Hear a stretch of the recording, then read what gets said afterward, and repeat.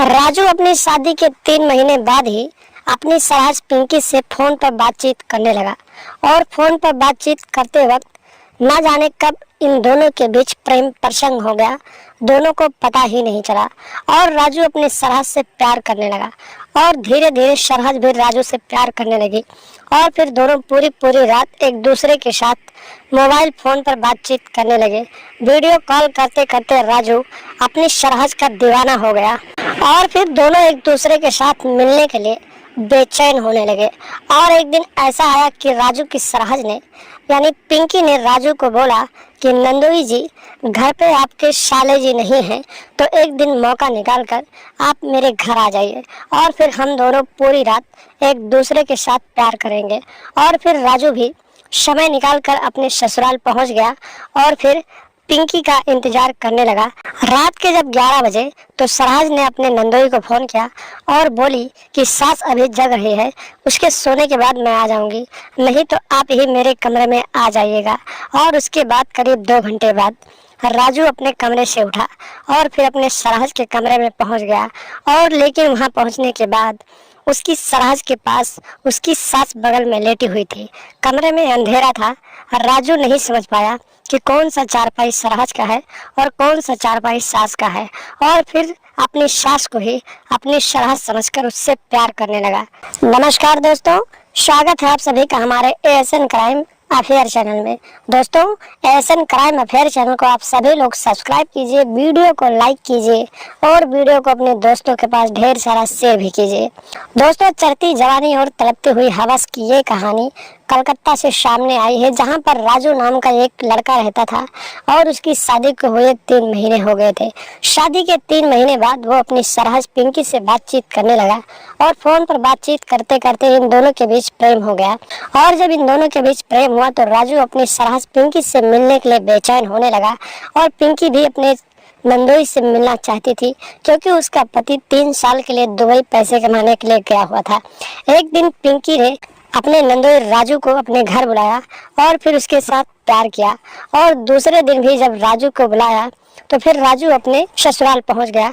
और जब राजू ससुराल पहुंचा तो पिंकी ने बताया कि आप मेरे कमरे में रात के 12 बजे आ जाइएगा, फिर हम दोनों प्यार करेंगे। और रात का इंतजार करने लगे। रात का इंतजार करते करते वो समय भी आ गया जब रात के 12 बज गए। और रात के जब 12 बज गए तो राजू अपने कमरे से उठा और सीधे अपने सरहद के कमरे में जाने लगा। जब राजू अपने सरहद पिंकी के कमरे में पहुंचा तो फिर उसके कमरे में उसकी सास भी लेटी हुई थी और राजू अपनी सास के चारपाई पे पहुंच गया। वो समझ नहीं पाया कि कौन सा चारपाई उसकी सरहद पिंकी का है और कौन सा चारपाई उसकी सास का है। और सरहद के प्यार में पागल राजू अपनी सास को ही अपनी सरहद समझकर उसके बिस्तर पर लेट गया और फिर उसके साथ प्यार करने लगा। और सास भी सोची कि आखिर ऐसा कौन आ गया जो मुझसे प्यार करने लगा। करीब 1 घंटे तक राजू अपनी सास के साथ प्यार करता रहा, लेकिन जब सास को नौजवान मर्द मिल गया तो उसे भी मजा आने लगा और वो भी अपने दामाद का साथ देने लगी। और करीब 1 घंटे तक इन दोनों का प्रेम चलता रहा। और 1 घंटे के बाद राजू वहां से उठकर अपने कमरे में आ गया।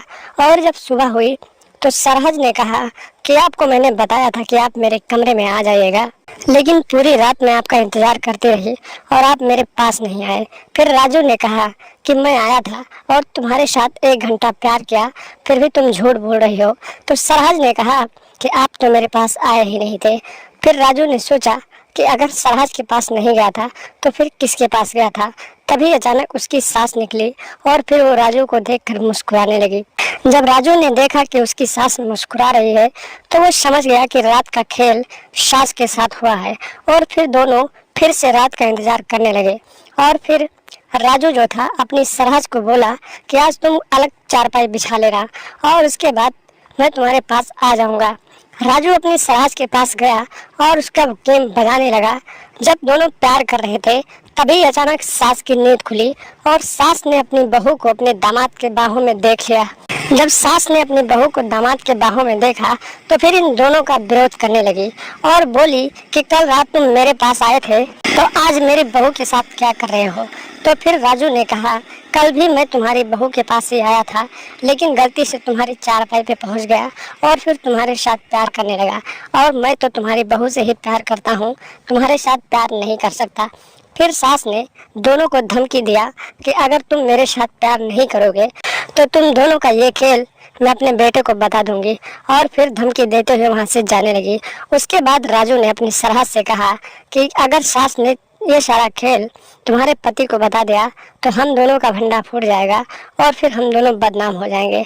तभी दोनों ने एक दूसरे के साथ मिलकर प्लान बनाया और फिर सास को ही रास्ते से हटा दिया और फिर आधी रात को ही दोनों घर से फरार हो गए। तो दोस्तों, सावधान रहें, सतर्क रहें और ऐसी मानसिकता रखने वाले लोगों से दूरी बना कर रखें, उनकी पहचान करें और ऐसे लोगों को अपने घर ना आने दें, ताकि आपका घर परिवार सुरक्षित रहे और आप भी सुरक्षित रहें। तो दोस्तों, लगातार हमारे साथ बने रहें, और अगर आप लोग चैनल पर नए हैं तो चैनल को सब्सक्राइब कर लें और हमेशा देखते रहें एएसएन क्राइम अफेयर।